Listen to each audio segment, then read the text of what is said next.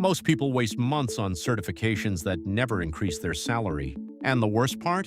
They don't even realize it until it's too late. Because they were told that any certification is a good investment. That's not true. Some certifications look impressive on paper but don't give you enough value to actually improve your career. Others sound exciting but don't lead to real opportunities unless you already have experience. And a lot of people end up spending money, time, and energy on credentials that do almost nothing for their income. But a few certifications? Those can actually change your trajectory. Not because the certificate itself is magic, but because it helps you build skills the market is already paying for. And that's the difference most people miss. The certification is not the paycheck. The certification So in this video, I'm going to break down 3 certifications that can realistically help you earn more in 2026. Not fantasy money, not overnight success, not fake guru promises. Real paths, real trade-offs. Real paths, real trade-offs. And more importantly, I'll explain who each certification is actually for, who should avoid it, what kind of work it can lead to, and how to think about these options if your goal is better pay, better opportunities, and more flexibility. Because choosing the wrong certification is like throwing your time and money into a black hole. But choosing the right one, that can become your entry point into better jobs, stronger long-term growth, and even remote work.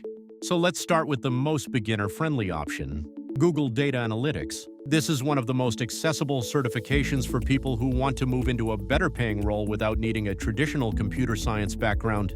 And that matters because a lot of people feel locked out of tech before they even start. They assume every better-paying path requires years of coding, a difficult degree, or some impossible level of experience. Google Data Analytics is interesting because it lowers that barrier. It introduces you to a world that companies already care about, using data to make decisions. And that sounds simple, but it matters more than people think. Businesses don't just collect data for fun. They want to understand customer behavior, improve performance, reduce waste, identify trends, and make smarter decisions faster. That means they need people who can organize data, clean data, interpret data, and communicate what it means. And that is where this certification becomes useful. You're not becoming a senior data scientist overnight. You're building a practical foundation. Inside this path, you'll usually touch spreadsheets, SQL, data cleaning, visualization, dashboards, and the logic of turning raw information into something useful. And that is a very real business skill, because companies do not pay for random charts. They pay for clarity. They pay for better decisions. They pay for someone who can tell them what is happening, why it matters, and what they should do next. So if you go down this path, the natural target roles are things like data analyst, junior analyst, reporting analyst, business analyst, or adjacent entry-level roles that involve data and decision support. Now here's the reason this certification attracts so many people.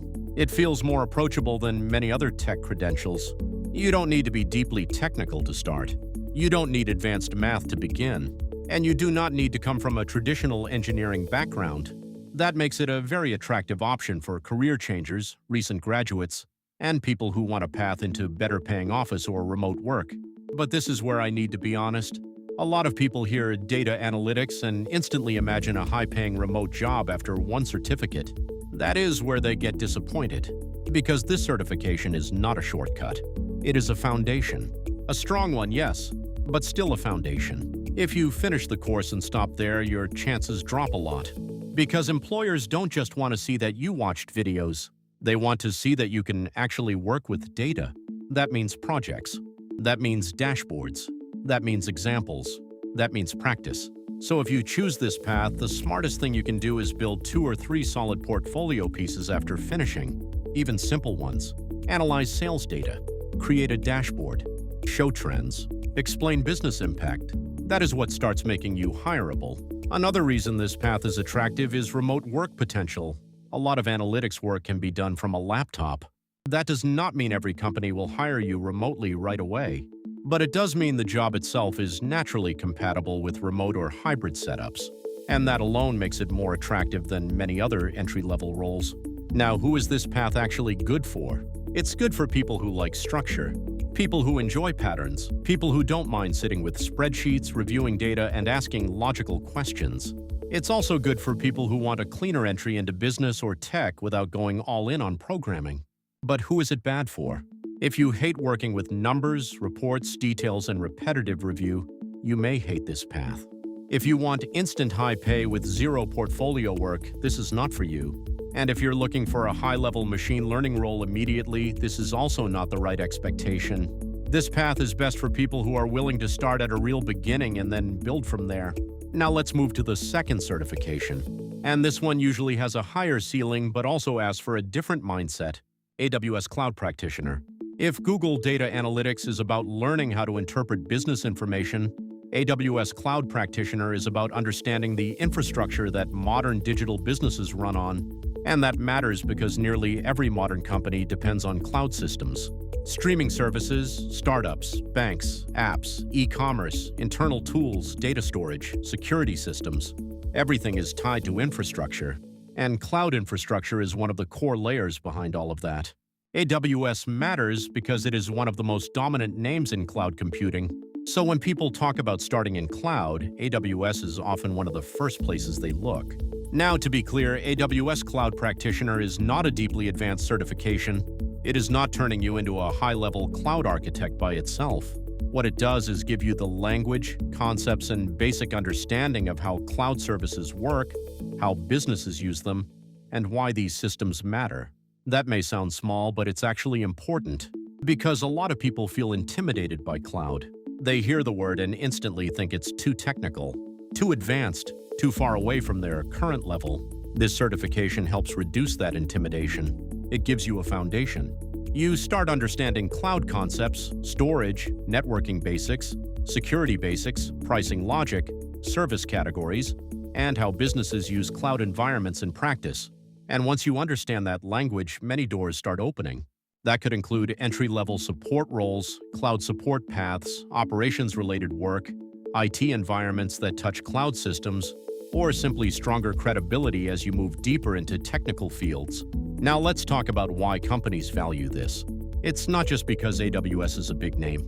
It's because cloud skills sit under a huge amount of modern business activity. If a company runs online services, scales applications, stores customer information, uses distributed systems, or builds modern infrastructure, cloud knowledge becomes relevant very fast.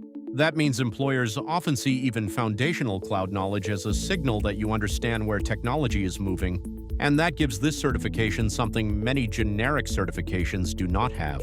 It connects directly to a category of work that companies actively invest in. But again, we need honesty here. This path is not as frictionless as data analytics for most people, because cloud is more technical. Even at a beginner level, it asks you to think more in systems, how services connect, how infrastructure works, how environments are built and managed, how business and technology interact. For the right person, that is exciting. For the wrong person, it feels overwhelming. That is why this certification often creates a split. Some people love it and keep going into higher-level cloud roles. Other people finish it and realize they don't enjoy the topic enough to keep building. So who is AWS Cloud Practitioner best for? It's best for people who are curious about how technology works under the surface. People who enjoy logic, systems, infrastructure, and long-term technical growth. It's also strong for people who want to start closer to the technical side of modern business. This certification can be a very smart starting point if your longer plan includes cloud operations, IT, systems, architecture, DevOps-adjacent thinking, or deeper AWS certifications later. Because that is the real value here. Not just the first credential, but where it can lead. And that long-term path matters. Because one of the biggest advantages of cloud as a category is that it scales well. As your skills go deeper, your value often rises with them. That's why people talk about cloud as a high-ceiling path. Not because the first cert magically pays huge money, but because it can connect you to one of the more valuable long-term technical ecosystems. Now let's talk about the downside. If you don't enjoy technical concepts, this may feel dry fast. If you want a purely non-technical path, this is probably not the best option. If you're hoping the certification alone will get you hired without labs, practice, and continued learning, you're also likely to be disappointed. This path rewards people who keep building, people who experiment, people who stay curious. If you stop after the first badge, you may never unlock the real upside. So if you choose this path, think beyond the first step. Think about what comes after. More hands-on practice, maybe labs, maybe a more specialized AWS cert. Maybe a role that gives you exposure to real infrastructure. That is how this becomes valuable. Now we get to the third option, and this is the one that often gets people most excited. CompTIA Security Plus. And the reason is simple. Cybersecurity is one of the few career categories where demand, urgency, and salary potential all attract attention at the same time. Every company is exposed to risk. Every organization that stores data, uses internal systems, supports users, or operates online has security concerns. Threats keep changing. Systems keep expanding. And the cost of getting security wrong can be huge. That means cybersecurity is not optional anymore. It is business critical. And that is why Security Plus stays relevant. This certification is often seen as an entry point into cybersecurity because it covers foundational concepts that matter in real security environments. Threats, vulnerabilities, risk management, security controls, access, identity, network security, defensive thinking, and most importantly, the logic of protecting systems in a world where nothing stays static for long. This is a very attractive path because the category itself is attractive. A lot of people hear cybersecurity and immediately think higher salaries, future-proof demand, and strong career identity. And that's not random. There is real demand here. But here again, I need to slow down the fantasy because a lot of people romanticize cybersecurity. They imagine easy money, cool hacker aesthetics, and a fast path to high-income work. That is not the full picture. Cybersecurity can pay very well, yes. It can lead to strong long-term opportunities, yes. But it also asks more from you. This is not passive work. It is not learn once and you're done. It is one of the least passive categories in tech. The environment changes. The threats change. The tools change. The mindset has to stay active. So who is this good for? It is good for people who enjoy solving problems, people who like thinking critically, people who are comfortable with learning continuously, people who are willing to stay sharp. It is also good for people who are attracted to the defensive side of technology, risk, security, and systems protection. If that sounds naturally interesting to you, Security Plus can be a very strong starting point. And it can open the door to roles connected to security operations, analyst paths, IT security support, and other early-stage cybersecurity work. But who should avoid it? If you want something passive, easy, and low pressure, this may not fit you. If you dislike ongoing learning, you may burn out. If you are attracted only by the salary and not by the work itself, that can also become a problem. Because this field rewards people who care enough to keep growing, not people who want to coast. Now let's compare these three directly, because that's usually where the real decision becomes easier. If your goal is the easiest entry point, Google Data Analytics is probably the strongest option. It is more accessible, less intimidating, and easier to understand at the beginning for most people. It also pairs well with remote and hybrid possibilities, and it can work for career changers who want a cleaner path into modern office or tech-adjacent work. If your goal is long-term technical growth, AWS Cloud Practitioner becomes more attractive because cloud has depth, a lot of depth.